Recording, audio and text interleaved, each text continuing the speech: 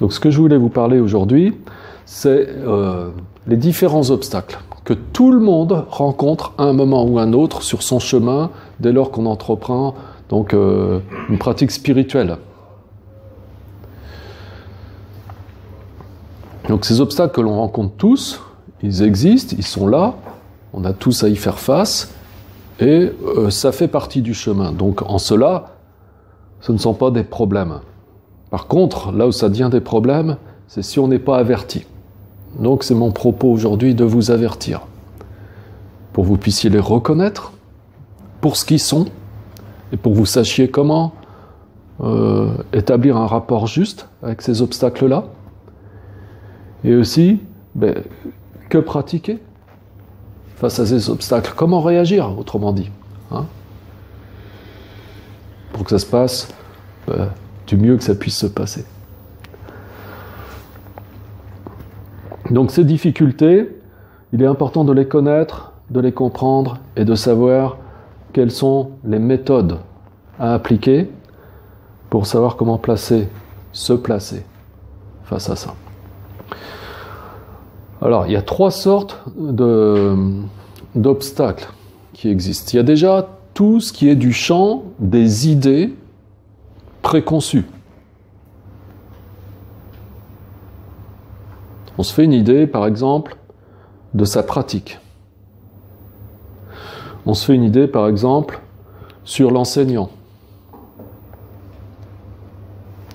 On se fait une idée de là où on en est sur notre chemin.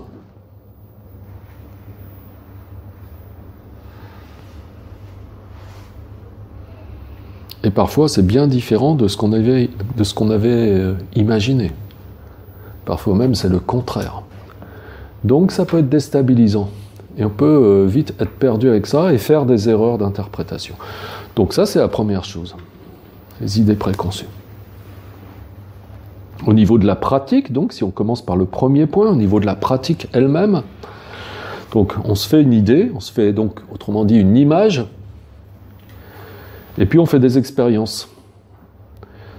Encore une fois, qui ne sont pas forcément celles qu'on attendait. Et on peut très bien, dans ces conditions, ne pas les accepter, ces expériences. Hein, voir comme une réaction de refoulement, alors que parfois elles sont vraiment révélatrices et très porteuses d'enseignement.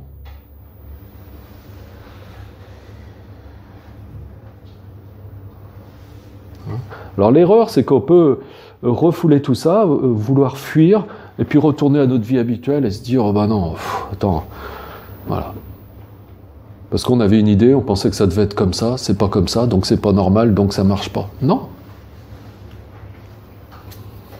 Parce que si on savait déjà tout, il n'y aurait pas eu besoin de faire. Donc forcément, on découvre des choses.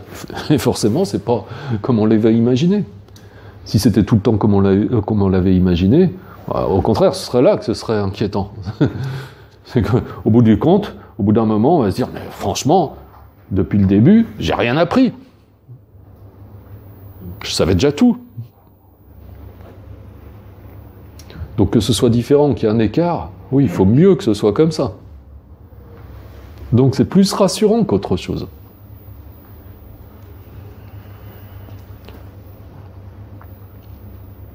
Donc s'il y a des expériences nouvelles, autrement dit, c'est super. Il faut même plutôt se réjouir.